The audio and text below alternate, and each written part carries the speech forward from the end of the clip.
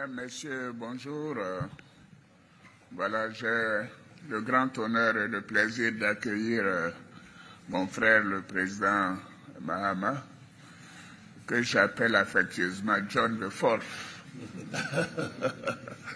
parce que Mahama s'appelle John, et avant lui, c'était quoi? John Atta Mills. Avant John Atta Mills, c'était John Kufuor. Et avant lui, c'était John Rawlings.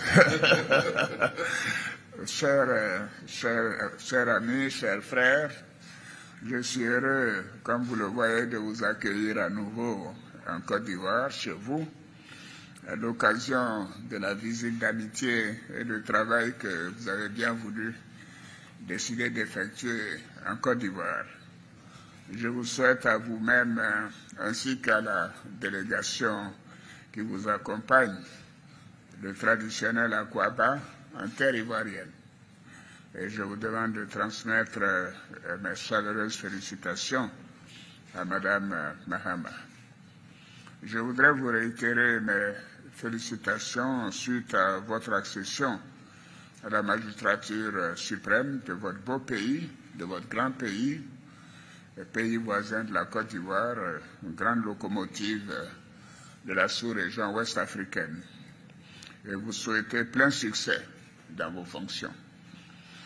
Je remercie pour l'accueil que vous avez réservé au vice-président Tchemoko Kone lors de votre investiture le 16 janvier dernier.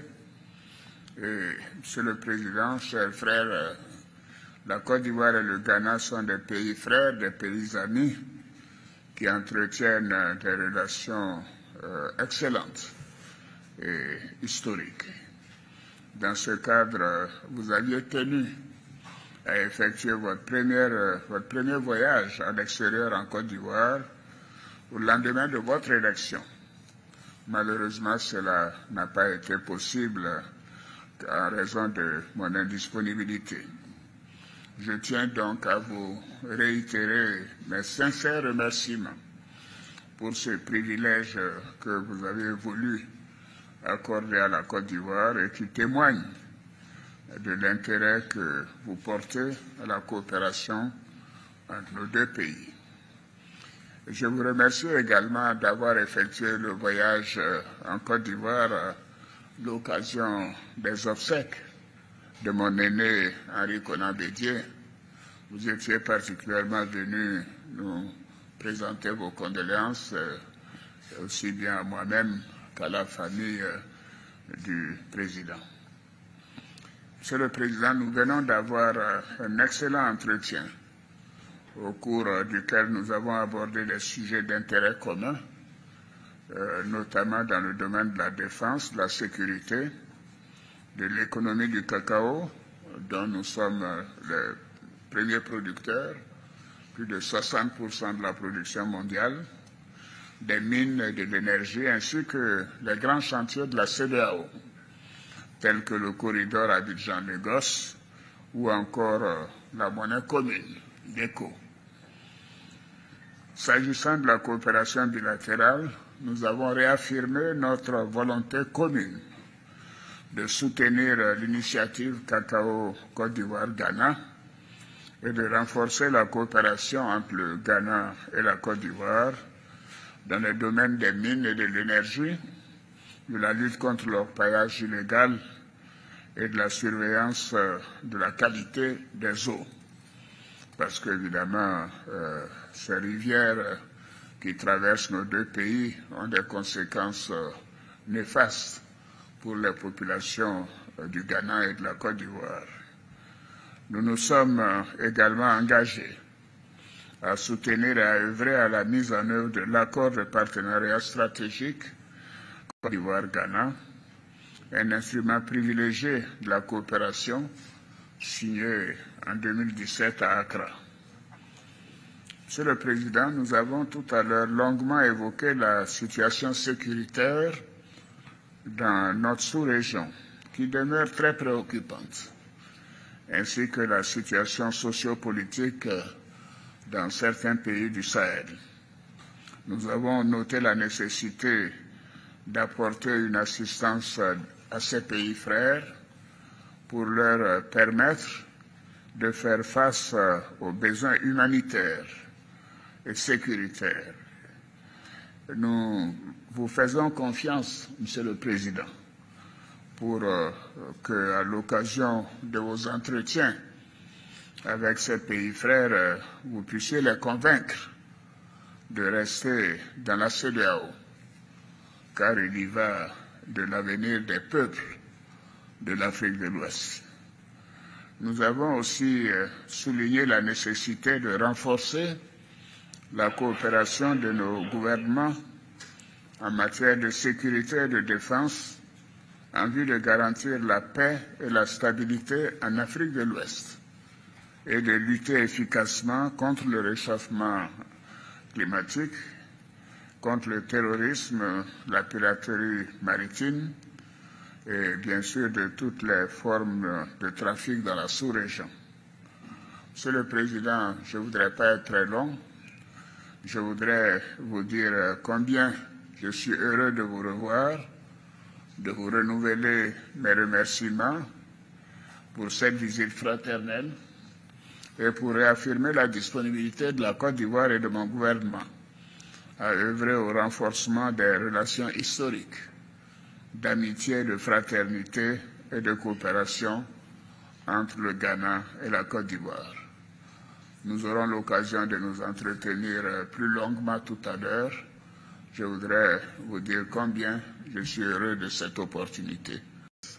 Thank you very much, Mr. President, for your kind words, and I'm happy to Nous sommes très heureux et le Ghana et la Côte d'Ivoire sont bien entendu dans de bonnes relations. La Côte d'Ivoire a un poids important dans la sous-région avec ces situations que nous connaissons d'agitation économique. La Côte d'Ivoire a pu faire une croissance économique de entre 6 et 7%. Cela est remarquable. Je pense que nous devons continuer à travailler ensemble, la Côte d'Ivoire et nous. J'ai noté, bien entendu, Monsieur le Président, les préoccupations que vous avez énumérées, notamment le problème de nos pays frères de l'AES, que nous allons essayer de traiter de la meilleure manière, parce qu'en Afrique, nous avons ce dicton qui dit que lorsque la maison de votre voisin brûle, vous ne vous réjouissez pas, mais vous aidez plutôt à atteindre le feu afin qu'il n'atteigne pas votre maison. Le Ghana et la Côte d'Ivoire sont un même peuple. Nous voulons travailler à changer les choses. Surtout aussi, Monsieur le Président, lorsque vous parlez de l'orpaillage clandestin, j'ai pris note parce que cela impacte nos deux pays.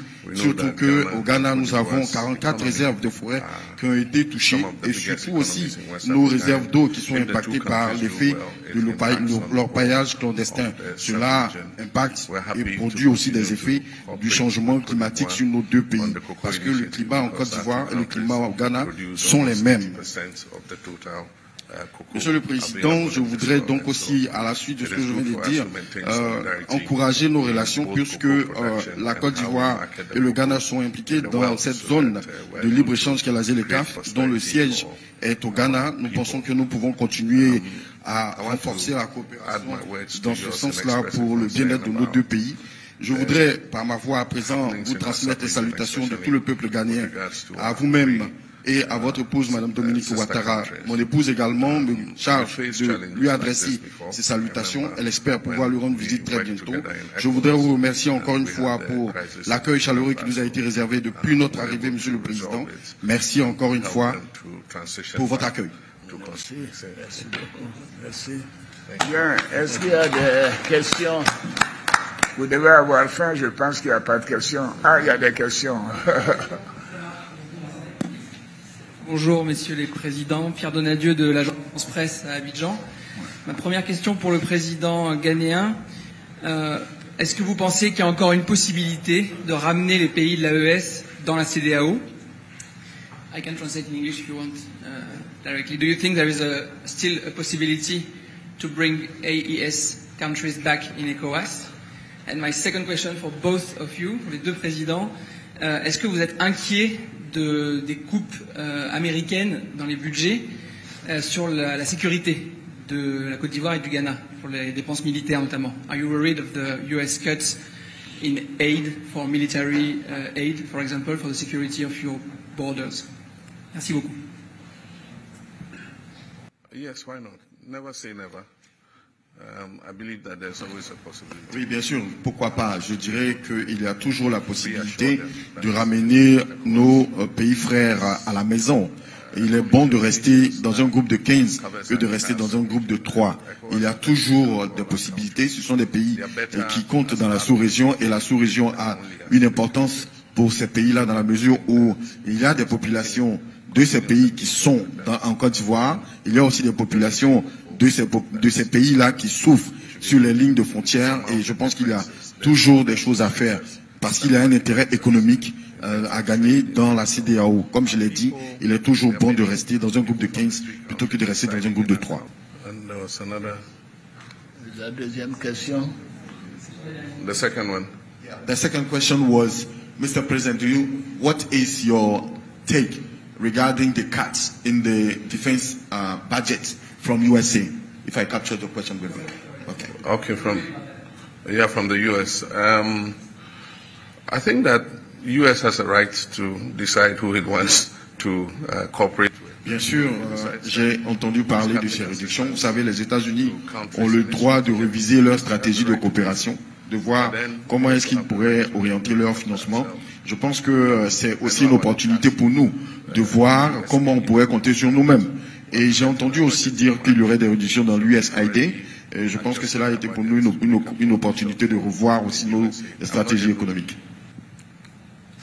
Oui, mais pour en ce qui me concerne, pour la première question concernant les pays de l'AES, vraiment j'encourage le président Mahama et je voudrais aussi lancer un appel aux pays de l'AES pour dire que nous sommes mieux à 15 qu'à 3. Donc je souhaite que vraiment l'appel du président Mahama puisse être entendu par ces 3 pays frères, dont 2 sont des voisins de la Côte d'Ivoire, que nous puissions continuer ensemble au sein de la CEDEAO. Alors, en ce qui concerne la question concernant les réductions de financement américain, c'est vrai que c'est une très grosse partie du financement international. Je crois près de 64%, si je ne me trompe. La Côte d'Ivoire bénéficie d'un certain nombre de financements avec le MCC, le financement contre le paludisme, contre le sida, etc. Alors nous avons pris des dispositions à notre niveau pour continuer à financer tous ces projets en attendant que les États-Unis reprennent les choses après, bien sûr, l'audit qui est en cours. Nous sommes confiants parce que les États-Unis ont toujours été un pays ami de la Côte d'Ivoire et je considère que à l'issue de l'examen par le gouvernement américain que les décaissements reprendront pour la Côte d'Ivoire.